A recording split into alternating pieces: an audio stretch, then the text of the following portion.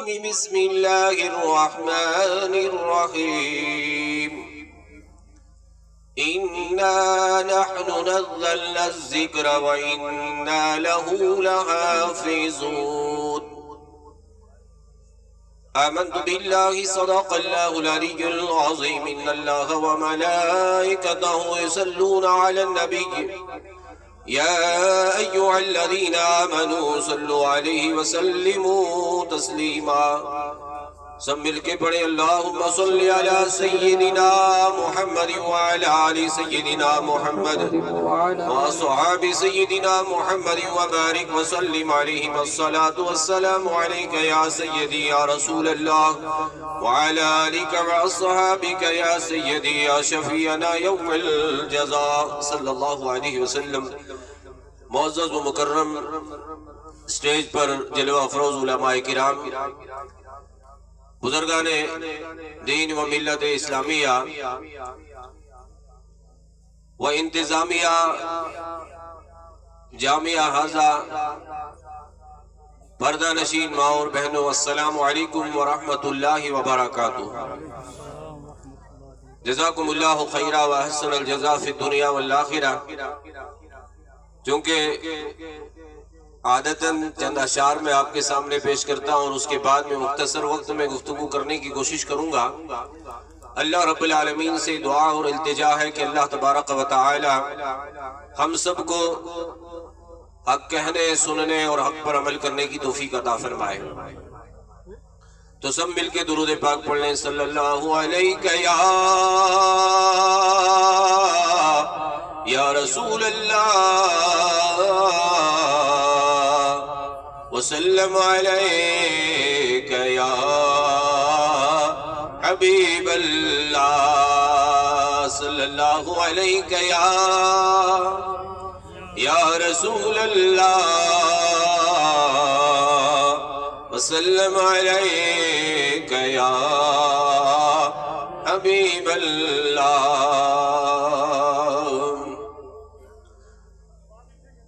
ہماری سانسیں رواں ہے جب تک نبی کی مدح و ثنا کریں گے، ہماری سانسیں رواں ہے جب تک نبی کی مدح و ثنا کریں گے، ہماری سانسیں رواں ہے جب تک نبی کی مدح و ثنا کریں گے، رگوں میں جب تک لہو رواں ہے نبی نبی ہم صدا کریں گے، رگوں میں جب تک لہو رواں ہے نبی نبی ہم صدا کریں گے، سب کہیں ہماری سانسیں رواں ہے جب تک نبی کی مدح و ثنا کریں گے، زمانے بھر کی ہر ایک نعمت انہی کے صدقے خدا نے دی ہے، زمانے بھر کی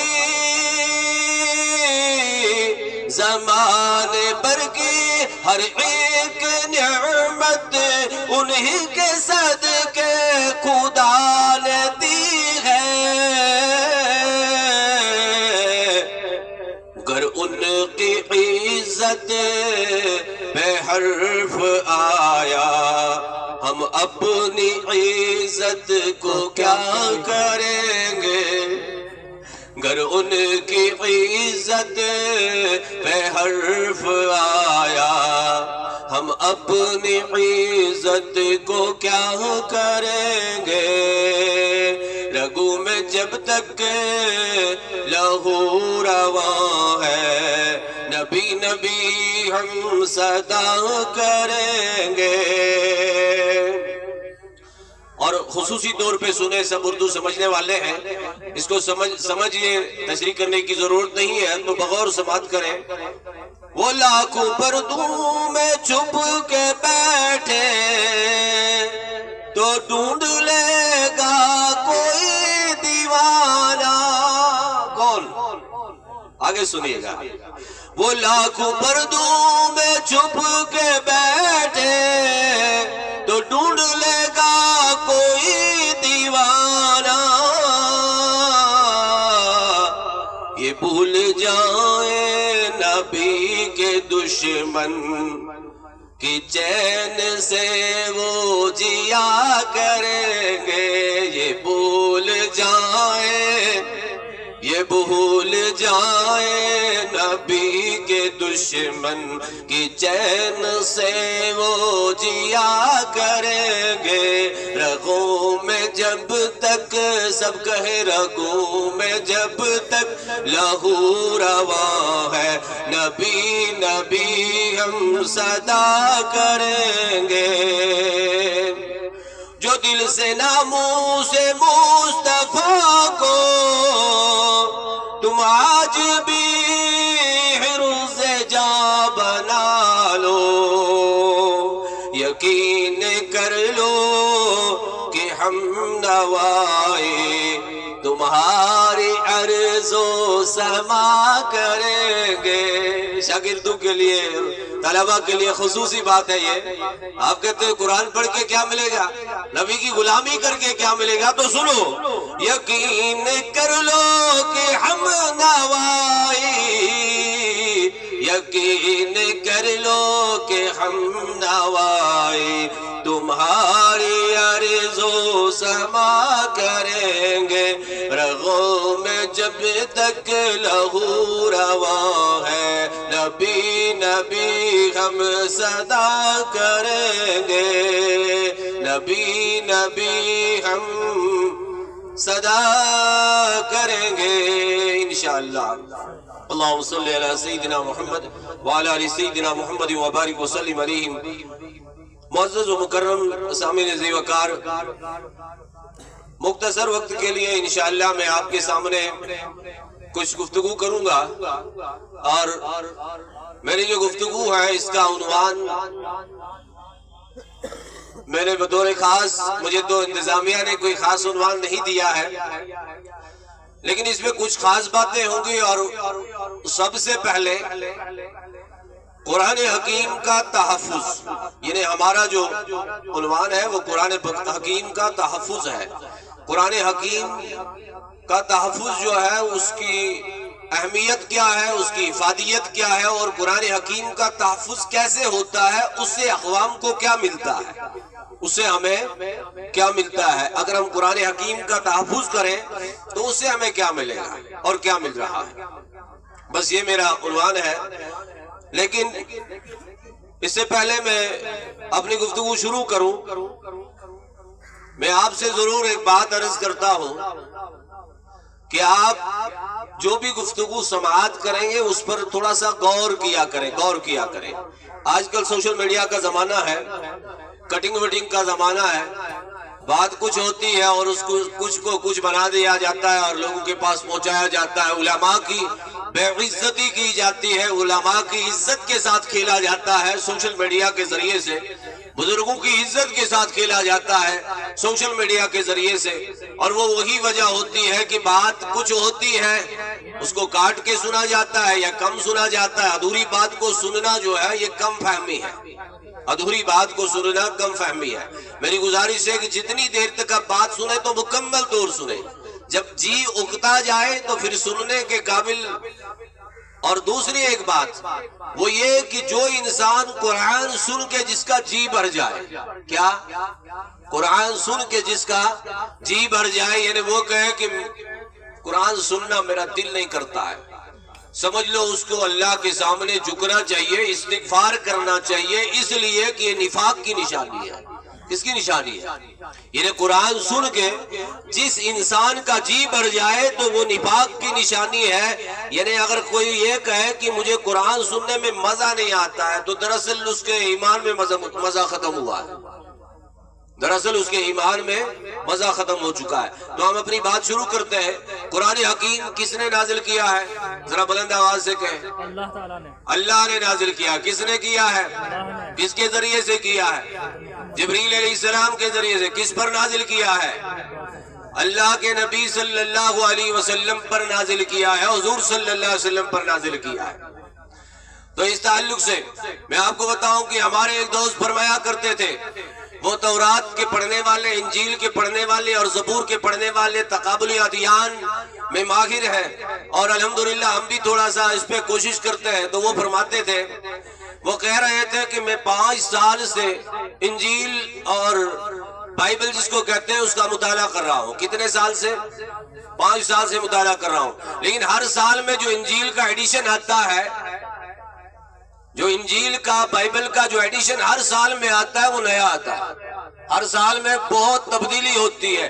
قرآن حکیم ایک ایسا قرآن ہے، ایسی کتاب ہے جو اللہ نے نازل کی ہے، اور اتنے 100 سال سے، 1450 سال سے یہ قرآن حکیم جس طرح نازل ہوا ہے اسی طرح ہے۔ سبحان اللہ۔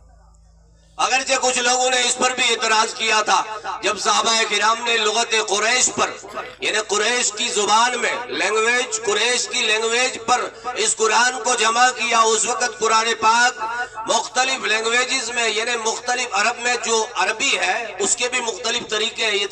کوشر زبان چاہیے تھی نا، مختلف طریقے، یہ دیکھیں عرب کافی مختلف طریقے۔ دراصل اردو سننے والے زیادہ ہیں تو اس لیے اردو بہتر ہے۔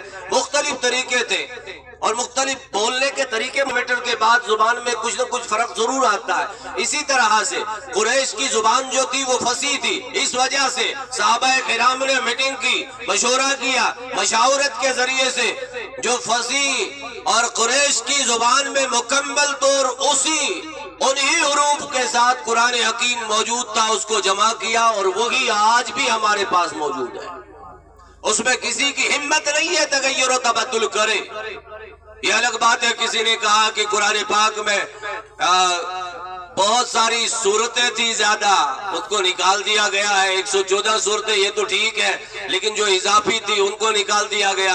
پھر حضرت علی رضی اللہ تعالی عنہ کی شان میں غلو کر کے ان کے عجیب عجیب باتیں کرتے ہیں، عجیب عجیب تماشے کرتے ہیں، اور پھر ہم جیسے لوگ ممبروں پہ اٹھ کر کے ان کی مدح سرائی کرتے ہیں۔ جو قرآن پہ انگلی اٹھائے، کیا ہم اس کی مدح سرائی تعریف کر سکتے ہیں؟ اس قرآن اس پڑھیں گے اس دل تبس کروا تعریف نہیں کر سکتے ہیں۔ تو تو میں یہ اس تعریف ہی کر رہا ہوں، تم اسے کہو اس تعریف کریے۔ مجھے بتاؤ جو قرآن کو کہتا ہے یہ ادھورا ہے نعوذ باللہ، جو صحابہ کو مرتد کہتا ہے تو کیا اس کی تعریف کر سکتے ہیں؟ عقل مند را اشارہ کافی است، بس اتنا کافی ہے، آگے بڑھیے۔ میں جو کہہ رہا تھا، میرا جو موضوع ہے تحفظ قرآن، قرآن پاک کی حفاظت۔ کس نے نازل کیا قرآن کو؟ اللہ نے نازل کیا، تو رب العالمین نے واضح فرما دیا، اِنَّا نَحْنُ نَزَّلْنَا الذِّكْرَ وَإِنَّا لَهُ لَحَافِظُونَ۔ میں نے اس قرآن کو نازل کیا، ہم ہی ذکر کو نازل کرنے والے ہیں، قرآن کو نازل کرنے والے ہیں، اور ہم ہی نے اس کی حفاظت کا بندوبست کر دیا ہے، انتظام کر لیا ہے۔ یہ قرآن کوئی دنیا کی طاقت بدل جائے، جتنے بھی آ جائے کوئی اسے بدل نہیں سکتا ہے۔ یہ قرآن جیسا ہے ویسا رکھے گا۔ قرآن کو بدلنے والے خود بدل جائیں گے۔ قرآن پاک کے معنی میں تحریف کرنے والے، الفاظ میں تحریف کرنے والے، رد و بدل کرنے والے، غلط تشریحات کر کے اپنی من گڑت کہانیوں سے لوگوں کو گمراہ کرنے والے، وہ خود مٹ جائیں گے، لیکن قرآن مٹنے والا نہیں ہے۔ ہارون رشید کا بیٹا تھا، اس کا نام مامون رشید۔ مامون رشید ایک بادشاہ تھا۔ کیا تھا؟ بادشاہ تھا۔ ایک دفعہ بادشاہ کی کچہری میں ایک شخص آیا، بڑا اچھا لباس لگا ہوا ہے، لیکن نظر سے لگ رہا ہے یہ یہودی ہے۔ کیا لگ رہا ہے؟ یہودی ہے۔ یاد رکھو، دو فرقے ہمیشہ انسانیت کے دشمن رکھے ہیں، یہودی اور نصرانی، عیسائی جس کو کہا جاتا ہے۔ عیسائی بھی اسلام کے نہیں، صرف اسلام کے نہیں بلکہ انسانیت کے دشمن، اور موجودہ یہودی اور نصرانی جو ہے وہ مشرک ہیں۔ کیا ہے؟ بتاؤں کیسے؟ بتا دوں کیسے؟ قرآن حکیم نے واضح فرما دیا. اللہ رب العالمین نے حفاظ بیٹھے ہیں، غالب سورہ توبہ میں آیت ہے، رب العالمین نے فرما دیا وقالت الیہود عزیر ابن اللہ. یہود کہتے ہیں حضرت عزیر علیہ السلام اللہ کا بیٹا ہے. بتاؤ جو اللہ کا بیٹا کسی انسان کو کہے، کسی فرد کو کہے، کسی پیغمبر کو بھی کہے تو کیا وہ مشرک ہے یا نہیں؟ ہے مشرک یا نہیں؟ وقالت النصارى مسیح ابن اللہ، اور نصارہ کہتے ہیں حضرت عیسیٰ علیہ السلام اللہ کے بیٹے ہیں. یہی وجہ ہے آج اہل سنت کو پوری دنیا میں نشانہ بنایا جاتا ہے کہ بھئی یہ اس کی سپورٹ نہیں کرتے ہیں، یہود و نصارہ کی سپورٹ کرتے ہیں. ہم کہتے ہیں وہی لوگ جو کل تک یہودی اور نصارہ کو، موجودہ مشرکین کو اہل کتاب گردانتے تھے، اور وہی آج کہتے ہیں ایران. ہم آج بھی وہی کہتے تھے، کل بھی وہی کہتے تھے، اور آج بھی وہی کہیں گے، کل بھی وہی کہیں گے انشاءاللہ، کہیں گے انشاءاللہ. یاد رکھو ہم عیسائی اور یہودی کو اسلام کا دشمن مانتے ہیں. کیا مانتے ہیں؟ قرآن حکیم کی ایک آیت اور سن لو، میں آگے چلتا ہوں. اللہ رب العالمین نے فرمایا، سورہ بقرہ کی آیت ہے، وَقَالَتِ الْيَهُودُ لَيْسَتِ النَّصَارَى عَلَىٰ شَيْءٍ وَقَالَتِ النَّصَارَى لَيْسَتِ الْيَهُودُ عَلَىٰ شَيْءٍ. یہودی اور نصارہ آپس میں جھگڑا کرتے ہیں. قرآن کہتا ہے یہودی کہتے ہیں نصارہ کچھ نہیں، نصارہ کہتے ہیں یہودی کچھ نہیں. یہ دونوں کچھ نہیں ہے. لیکن اللہ رب العالمین نے امت مسلمہ کو خبردار کیا، فرمایا کہ وَلَن تَرْضَىٰ عَنْكَ الْيَهُودُ وَلَا النَّصَارَىٰ حَتَّىٰ تَتَّبِعَ مِلَّتَهُمْ. یہ قرآن کہہ رہا ہوں، انشاءاللہ میں قرآن سے باہر کوئی بات نہیں کروں گا. سمجھانے کے لیے کچھ مثالیں بیچ میں آتی ہیں، بعد میں کوئی یہ نہیں کہے کہ آپ نے بیچ میں قرآن کے خلاف بات کی. قرآن کے خلاف نہیں، وہ سمجھانے کے لیے بات ہوگی. یہودی اور نصرانی تم سے راضی نہیں ہو سکتے ہیں جب تک آپ ان کے مذہب کی پیروی نہ کریں. حتیٰ تتبع ملتہم، یہ قرآن کہتا ہے. اب دیکھیے ہم یہودی اور نصرانی کو اسلام کا دشمن ہی نہیں، انسانیت کا دشمن مانتے ہیں. کس کا؟ جنہوں نے ہماری بہنوں کے سروں سے چادر کو اتار دیا، جنہوں نے ہمارے نوجوانوں کے چہروں سے داڑھی کو اتار دیا، جنہوں نے ہماری لڑکیوں کو ویسا لباس پہننے پہ اپنا ماحول بنا کر کے مجبور کر دیا جس لباس کے لیے میرے نبی نے اور صحابہ نے لعنت فرمائی ہے. آپ کو پتا ہے میرے نبی نے واضح فرما دیا، لعنت ہے اس مرد پر جو عورتوں کی وضاقتہ اختیار کرے، اور لعنت ہے اس عورت پر جو مردوں کی وضاقتہ اختیار کرے. ہوتا ہے آج نہیں ہوتا ہے. میں یہ نام نہیں یہاں لینا چاہتا تھا، لیکن میری بہنیں بھی یہاں کچھ موجود ہیں، وہ بھی سن لیں. آج پلازو کے نام سے جینٹس کا لباس عورتیں لگا رہی ہیں. یہ میرا موضوع نہیں ہے، لیکن آگے بڑھیے. قرآن کیا کہتا ہے؟ قرآن حکیم کی ایک آیت مبارکہ ہے. پہلے میں بات کر رہا تھا ہارون رشید کی. ہارون رشید کون تھا؟ مامون رشید کی. مامون رشید کون تھا؟ ایک بادشاہ تھا. اس بادشاہ کے دربار میں ایک شخص آیا، یاد ہے آپ کو؟ ایک شخص آیا، اچھا لباس پہنا ہوا ہے، بہترین انداز میں آیا. تو مامون رشید نے اس کو دعوت اسلام دی، دعوت فکر دی، اسلام کی دعوت دی. اسے کہا کہ آپ اسلام قبول کر لیں. وہ غصہ آگ بگولا ہو گیا. تھا وہ یہودی. کیا تھا وہ؟ یہودی. آگ بگولا ہو گیا. لیکن بعد میں سوچنے لگا، بعد میں جا کر کے مجلس سے چل دیا، غصے میں چل دیا، لیکن سوچنے لگا کہ اب کیا کروں. امام قرطبی فرماتے ہیں کہ جب یہ شخص چلا اور چلتے چلتے اپنی مجلس میں گیا، یہ کاتب تھا، لکھنے والا تھا. کیا تھا؟ رائٹر تھا، کاتب تھا، لکھنے والا تھا. اس نے تورات کے 3 نسخے لکھے. کتنے نسخے لکھے؟ 3 نسخے لکھے. ان میں خوب رد و بدل کیا. پھر اس کے تورات کے عالموں کے پاس لیا اور 3 عالموں کے پاس 3 نسخے دے دیے جن میں رد و بدل کیا ہوا تھا، اور کہا کہ یہ تورات دیکھو، کیا اس میں کوئی فرق تو نہیں ہے؟ اور انہوں نے کہا، انہوں نے قبول کر لیا. کہا کہ کوئی فرق نہیں. رد و بدل خوب تھا. رد و بدل توجہ چاہتا ہوں، رد و بدل خوب تھا، لیکن کہا کہ کوئی فرق پھر اس نے قرآن کے نسخے بھی لکھے، 3 نسخے قرآن کے لکھے، کہیں نقطہ کم کر دیا، کہیں آیت میں ایک لفظ کم کر دیا، کہیں ایک حرف کم کر دیا، اور چھوٹے چھوٹے بچوں کے پاس، حفاظ کے پاس گیا، 3 حافظوں کے سامنے وہ قرآن رکھا، کہا کہ اس کو چیک کرو یہ صحیح ہے یا غلط ہے۔ انہوں نے کہا کہ ہمارے پاس دے دیجئے، ہم 3 دن کے بعد آپ کو بتاتے ہیں آپ کا نسخہ صحیح ہے یا غلط ہے۔ جو حفاظ کی آج قدر نہیں کرتے ہیں، سمجھو کہ وہ اپنے مقدر پہ کل روئیں گے، اپنے مقدر پہ روئیں گے، لیکن پھر وہ رونا کام نہیں آئے گا۔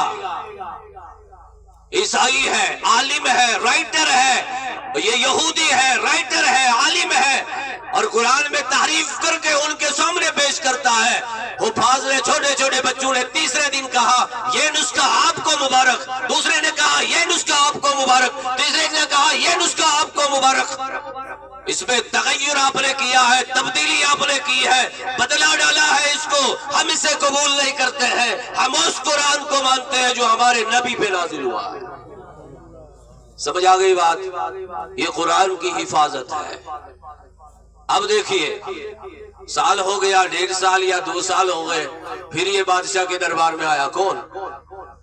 امام قرطبی لکھتے ہیں پھر یہ بادشاہ کے دربار میں آیا، لیکن آج یہودیوں کی طرح داڑھی نہیں تھی، آج داڑھی تھی کس کی طرح؟ مسلمانوں کی طرح داڑھی تھی۔ بادشاہ نے دیکھا، کہا کہ آج تمہارا لباس الگ رکھ رہا ہے، کیا تم وہی ہو جو پچھلے سال 2 سال پہلے ملاقات کے لیے آئے تھے؟ امام قرطبی فرماتے ہیں، لکھتے ہیں کہ بادشاہ نے جب یہ کہا تو اس نے کہا آپ کی بات نے میرے دل میں ایک درد پیدا کر دیا، آپ کی بات نے میرے دل میں ایک درد پیدا کر دیا، اس درد کی وجہ سے میں اتنے عرصے تک کھوجتا رہا، تحقیق کرتا رہا، چونکہ میں عالم تھا، میں نے تحقیق کر لی، اور تحقیق کے بعد میں نے اسلام قبول کر لیا۔ جسم تو میرا وہی ہے لیکن اندر اسلام ہے۔ وجہ کیا تھی؟ وجہ قرآن کی محبت تھی۔ آج قرآن کے ساتھ محبت جتنی آپ کرو گے اتنی کم ہے۔ بڑے لوگ آج ایسے ہیں کہ وہ کہتے ہیں کہ اگر مدرسے میں بچے جائیں گے تو ڈگری ہولڈر نہیں بن سکتے۔ آپ کو پتا ہے مدرسے سے فارغ شدہ بچے کتنے بڑے بڑے ڈگری ہولڈر بنتے ہیں؟ اگر آپ نے دیکھنا ہو، آپ علماء کی لکھی ہوئی کتب کو دیکھیے، آپ علماء کی لکھی ہوئی کتابوں کو دیکھیے، آپ کو پتا چلے گا کہ مدرسے میں کیا کیا ہوتا ہے، اور مدارس اسلامیہ میں کس قدر دین اسلام کے ساتھ ساتھ ان کو ذہن میں فن بھی بھرے جاتے ہیں، اور ان کو یہ سکھایا جاتا ہے، ان کو صرف یہ سکھایا نہیں جاتا ہے کہ آپ بس صرف چندہ کریں۔ لوگ کہتے ہیں کہ مولوی بنے گا چندہ کرے گا، اور کیا کرے گا؟ آپ کو پتا ہے یہ چندہ کرنا کس کا کام ہے؟ بتا دوں ایک حدیث بتا دوں، یہ چندہ کرنا کس کا کام ہے؟ سب سے پہلے حکم دیا میرے نبی نے، اور سب سے پہلا چندہ کیا حضرت بلال رضی اللہ تعالیٰ عنہ۔ بخاری مسلم کی حدیث ہے، میرے نبی صلی اللہ علیہ وسلم نے فرمایا، عید کا دن تھا، اے بلال آج اسلام کو مال و دولت ضرورت ہے، مرد تو دے دیتے ہیں، آپ کے نبی کے سامنے جمع کرتے ہیں، بڑی معروف حدیث ہے، مطلب نہیں سناؤں گا، ٹائم چلا جا رہا ہے۔ مرد تو دے رہے ہیں، آپ عورتوں کے پاس جائیے، انہیں ترغیب دیجئے، انہیں ترتیب دیجئے، وہ دین اسلام کے لیے کچھ مال خرچ کریں۔ تو بلال رضی اللہ تعالیٰ عنہ اپنی چادر لے کے گئے، عورتوں میں پھیلائی، اتنا مال نکالا، اتنا سونا نکالا، اتنی چاندی نکالی۔ بلال رضی اللہ تعالیٰ عنہ مشکل سے اٹھا کر کے اس کو لائے، نبی کے سامنے پیش فرما دیا۔ چندہ کرنا کس کا کام ہے؟ اب بتاؤ، آپ کو پتا ہے یہ بڑے بڑے لوگ جو کہتے ہیں نا، موچوں والے کہتے ہیں چندہ کرنا یہ صحیح نہیں ہے، آپ کو پتا ہے، مجھے بات میری سن لو اور آپ تحقیق کر لو، صرف مولوی کی بات سن کر نہیں، تحقیق کر لو۔ ہمارا ایڈمنسٹریٹو ڈپارٹمنٹ میں جو شخص ہوتا ہے وہ بھی چندہ کرتا ہے، ٹیکس کے نام پر کرتا ہے، نہیں کرتا ہے؟ جو ہمارے ملک کے پردھان منتری ہوتے ہیں وہ بھی جی ایس ٹی کے نام پر چندہ کرتے ہیں، کرتے نہیں کرتے؟ یہ سب چندہ ہے، نام الگ الگ ہے، دنیا کو چلانے کا واحد ذریعہ چندہ ہے۔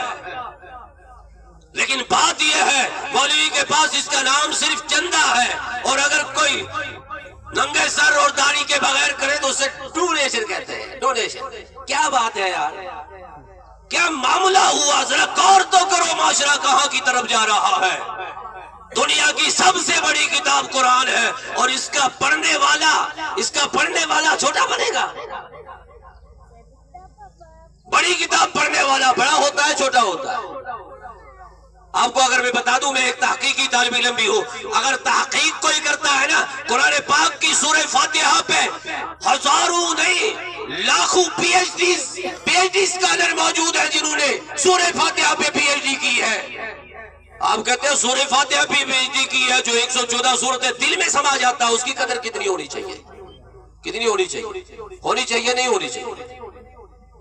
ہم یکسر دنیاوی علوم سے, میتھمیٹکس سے, سائنس سے, ٹیکنالوجی سے ہم مولے پھرتے ہیں, یہ ہماری ضرورت ہے, مگر قرآن ہمارا مقصد ہے. دیکھو اللہ تعالیٰ کیا فرماتا ہے, بس اس آیت کا ترجمہ کرتے ہوئے میں انشاءاللہ آپ سے رخصت ہو جاؤں گا. رب کائنات نے فرمایا ثم اورثنا الکتاب الذین اصطفینا من عبادنا. اللہ فرماتا ہے پھر ہم نے کتاب کا وارث بنا دیا, کتاب کا وارث بنا دیا, قرآن کا وارث بنا دیا اپنے خاص بندو کو. کس کو؟ اپنے خاص بندو کو کتاب کا, قرآن کا وارث بنا دیا.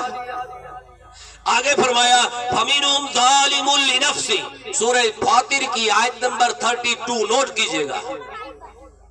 فرمایا فَمِنْهُمْ ظَالِمٌ لِنَفْسِهِ, کچھ لوگ ویسے ہوتے ہیں جو اپنے اوپر ظلم کرتے ہیں, جو اپنے اوپر ظلم کرتے ہیں, قرآن کو بھلا دیتے ہیں. طالب علموں کے لیے ایک بہت اہم نقطہ ہے یہ. آج بہت سارے لوگ کہتے ہیں کہ ہمارا قاری صاحب بہت ساری شکایتیں ہمارے پاس آتی ہیں, ہمارا حافظ صاحب ہے مسجد میں قرآن پڑھتا ہے, اللہ اکبر کرتا ہے, اس کو غلطیاں ہو جاتی ہیں. اللہ اکبر کرتا ہے, اس کو غلطیاں ہو جاتی ہیں. یہ فرشتہ نہیں ہے, غلطیاں اسے ہو سکتی ہیں. آپ کو پتا ہے قرآن حکیم میں جو آیات ہیں ان میں متشابہات کتنے ہیں؟ تعملون, تفعلون, یعلمون, تعلمون وغیرہ الفاظ کتنے ہیں قرآن میں؟ وقت نہیں ہے میں ایک ایک گن کے آپ کو بتا دیتا. بڑے افسوس کی بات ہے, یہ تو جہالت ہے سب سے بڑی کہ حافظ صاحب سے غلطی نہ ہو جائے. پھر یہ حافظ صاحب کا ہے, پھر تو یہ فرشتہ کہلائے, پھر حافظ صاحب نہیں ہوگا. یہ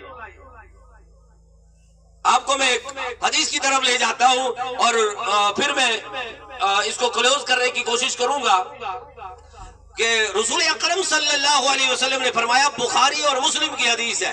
بخاری میں حدیث کا نمبر نوٹ کیجئے, بخاری میں حدیث نمبر ہے 5031.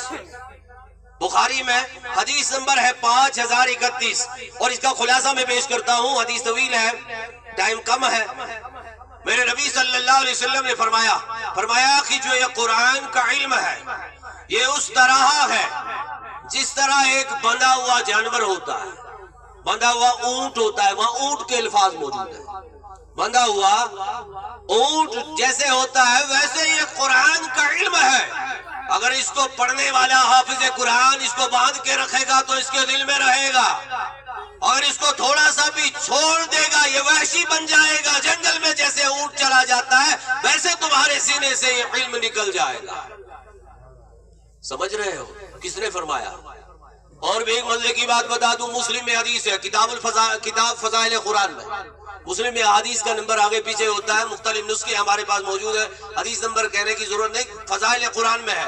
کئی حدیثیں اس پر مشتمل ہیں, سب کا خلاصہ آپ کے سامنے عرض کرتا ہوں. میرے نبی نے فرمایا فلاں شخص پہ اللہ رحم فرمائے, فلاں صحابی پہ, بات سمجھ آ رہی ہے, فلاں صحابی پہ اللہ رحم فرمائے, اس وجہ سے اس نے قرآن پڑھ دیا, مجھ سے کچھ آیتیں بھلا دی گئی تھی, اس کے پڑھنے سے مجھے.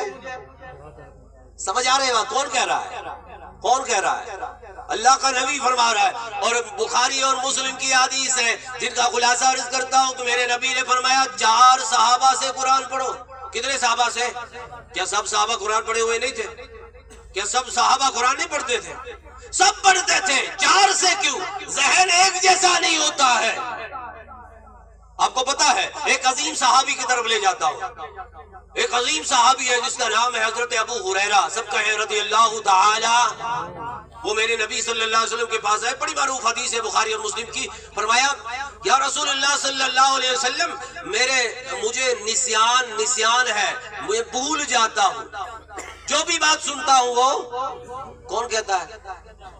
صحابی کہتا ہے میں بھول جاتا ہوں، اور تمہارا حافظ کہے میں بھول جاتا ہوں، اس کا عیب ہو گیا. حافظ قرآن سے، حفاظ سے، طالب علموں سے میری گزارش ہے کہ آپ کم ہمت مت ہو جائیے. اگر آپ کو کوئی کہتا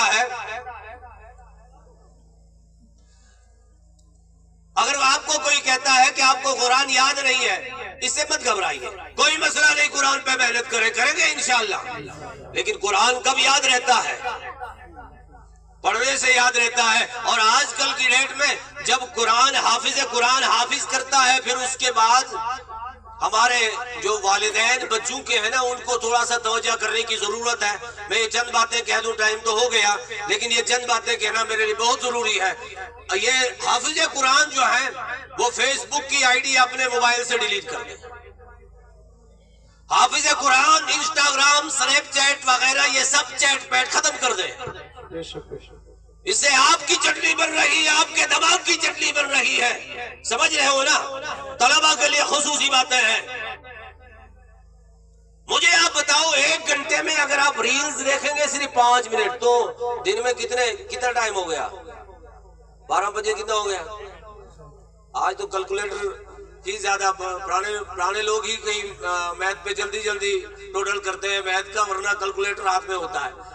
تو 1 گھنٹہ ہو گیا. بتاؤ آپ کا 1 گھنٹہ ضائع ہو گیا، تو سب سے کم عقل وہ دنیا میں ہے جو وقت کی قدر نہ کرے. دنیا میں سب سے کم عقل وہ ہے جو وقت کی قدر نہ کرے.